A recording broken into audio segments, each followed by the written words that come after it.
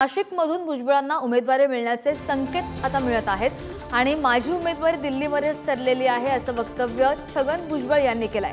तर फडणवीसांकडून सुद्धा मी कन्फर्म केलंय असंही छगन भुजबळ म्हणाले। बातमी आपण पाहतोय नाशिकमधून। पक्षाने एकदा सांगितलं, युतीने एकदा सांगितलं की तुम्हाला उभं राहायचं, तर मग मी मागेच सांगितलं की मी 2 दिवस सांगितलं की मला नाही उभं राहायचं, पण त्यांनी सांगितलं की आता सगळ्यांनी बसून दिल्लीला जे मीटिंग झाली महायुतीची वरिष्ठांबरोबर, त्या मीटिंगमध्ये ठरलं असं मला सांगण्यात आलं। ते कन्फर्म पण मी केलं देवेंद्र फडणवीस असं काही झालं आहे, म्हणलं हो असंच झालं आहे। आता असं आहे ना की ज्यावेळेला पक्षाला किंवा युतीला आपली गरज असते त्यावेळेला परत आपण नाही म्हणणं हेही पण बरोबर नाही।